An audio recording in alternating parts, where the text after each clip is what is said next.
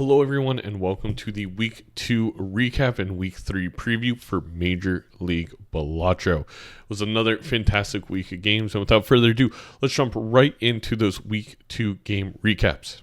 The first game of the week was between two Week 1 winners in the Red Division, Scooty and Dr. Spectre. The first game on Gold Stake Yellow Deck featured a lot of back and forth. Scooty leaned into the Vagabond just a bit longer than Dr. Spectre and was able to switch out of it at the right time and was eventually able to pull out ahead in the final two PvP battles despite the very similar Joker setup, winning the game 2 lives to none. The second game was Orange Stake Zodiac deck. Doc shined on his coveted Zodiac deck, keeping his economy rolling and finding a sock and buskin that would make the difference between the two. Finally, we headed to the Ghost deck White Stake, where Dr. Spectre put on a clinic in deck manipulation, pivoting to two different builds at the same time with Baron and a Sock. Scooty was able to secure a triple family and trio setup after using an early Ouija in the game, but it was not enough as Doc won the game with both his Baron and Sock coming through and taking the game 2-1. In my second game in the league, I took on one of the Balatro goats, Raffle, who's coming off a loss versus Halion. And following that loss, Raffle pledged to stick to Gold Stake in the future, and he went ahead and chose Gold Stake for our first game. However, I was able to make it close due to some good deck manipulation and being able to create some red seal glass cards alongside a double Baron build, and I was able just to edge out Raffle in that game 1, where he had a Photo Chad Baron Mine build himself. However, in game 2, I was thinking this could possibly be a 2-0 sweep as I picked a White Stake. However, I was wrong. Raffle was able to build a litany of Red Seal Glass Kings alongside a Blueprint Photo Dusk and Family build. He was able to take that game 2 lives to none. Raffle then made us play Gold Stake for the rubber match, and there was an early difference in our builds where Raffle was able to roll one more time in the shop and find a Baron. From that point further, Raffle had a little bit more economy and I was struggling. However, I was able to crawl back due to some glass cards and take us to a final PvP battle. I was able to pop open a Blueprint from a Judgment, but it still was not enough as one of my glass cards had broken in the previous PvP battle, and I came up exactly a ×2 short, and Raffle would end up taking this league match and final game 2-1. Two players also looking for their first win. Both Nandre and C-Dubs want to battle it out on Gold Stake. Nandre played the game extremely well in the first game, overcoming C-Dubs grabbing an early Baron from a skip tag and winning the game off the back of an interesting common Joker 10-4 with some good old-fashioned X-Molt from Scene Double and the Duo. Following this game, Nandre took it to an interesting place, picking Plasma Deck, something he tried out in the previous week but was unable to come out successful. Both players started out with strong Arrowhead chip builds, and the game went back and forth until 1 life was remaining. However, the difference ultimately would become the Mime that Nandre picked and C-Dubs passed on.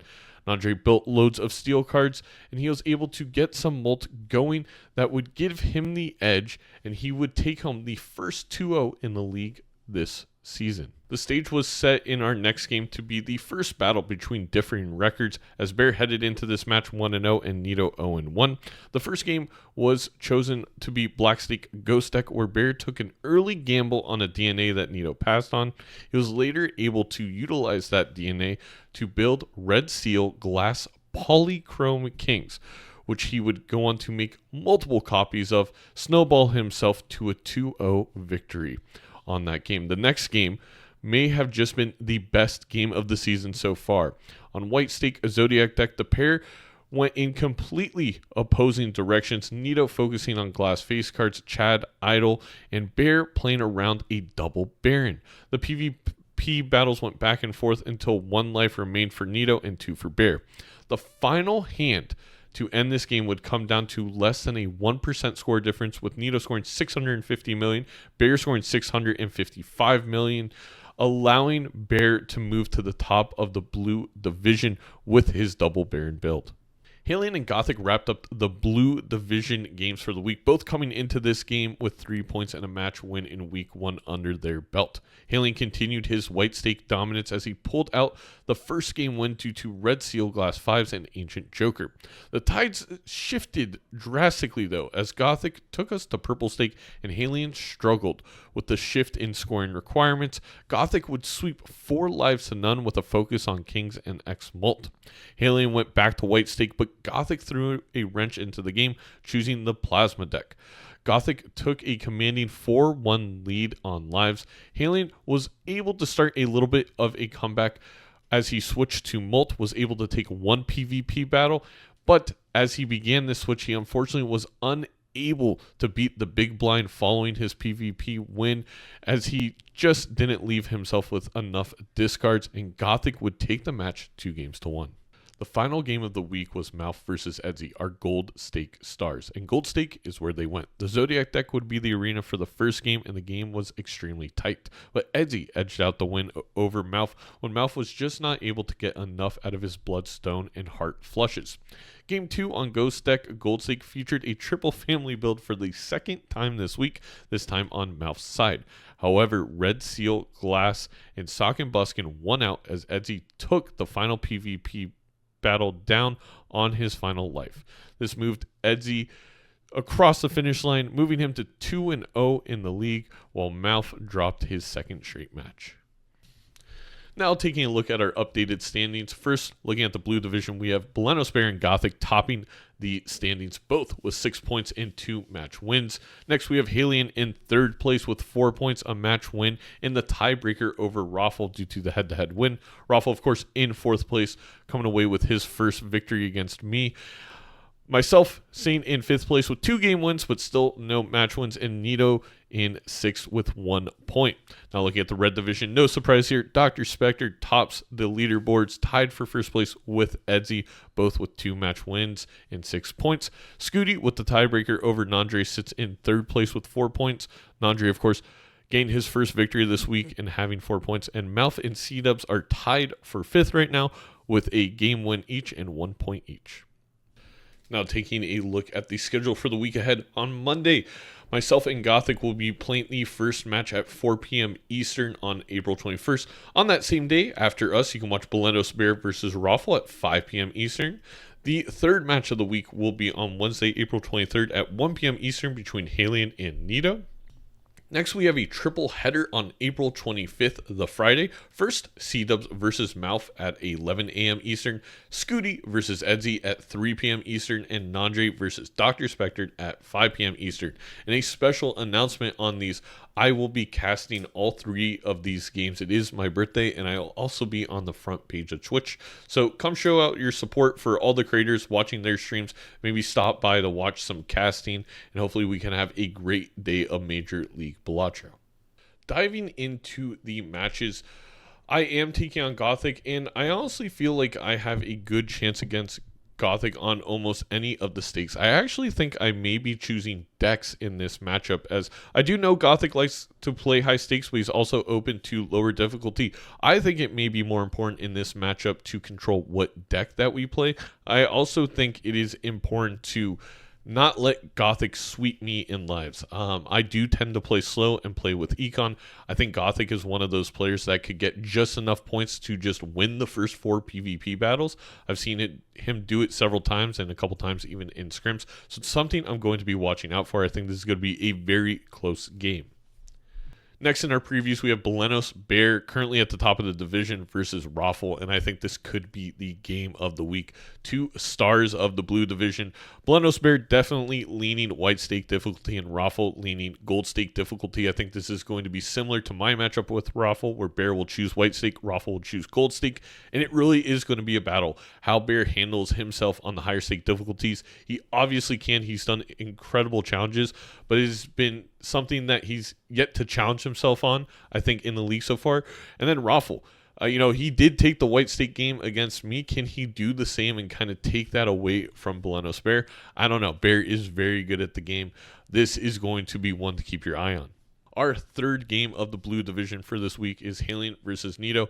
And again, I think the most intriguing part of this one is going to be the stake difference. Nito definitely leaning higher stakes, black or purple. With Halion, we know, don't mean in a negative way, but a white stake merchant for the context of this league. Halion, absolutely great Balatro player, but I think his strength is in the lower difficulties when it comes to PvP, and he has just shown a dominance there so far. But I do think if Nito is able to, maybe match him on deck manipulation or do something interesting like Gothic did, which is pick a plasma deck or maybe even like an erratic or abandoned deck to go long white stake and throw a wrench into the game plan, you could steal a white stake game there. And I do think Nito has the advantage on higher stakes. So be very interesting to see how this one plays out, and it's going to be an extremely important game for the future of Nito's chances to make the playoffs, and as well as Halion. Dropping another game here could prove very detrimental for his chances to make the play-in games. In our first game of the Friday triple header, we have Mouth and C-Dubs both searching for their first win and both loving to play gold stakes. That is one thing I'm almost certain about this game, is that it will be played on gold stakes. I do think if anyone switches it up, it would be C-Dubs, maybe trying to throw a wrench into this matchup. But I think they're very evenly balanced, and to be fair, both a little bit unlucky so far to not have a match win. One of them is going to be coming away from this game with a win under their belt, and I wouldn't be surprised if it went the distance to a third game. Expect some very interesting deck and stake combinations out of this one, and some interesting gameplay. We know Mouth likes to deviate his seed from his opponent, so he likes to use those skip tags, but C-Dubs, we saw it in his recent matchups, he's not afraid to go for an early skip tag. He was able to land a Baron with a rare skip tag, so very interesting watch.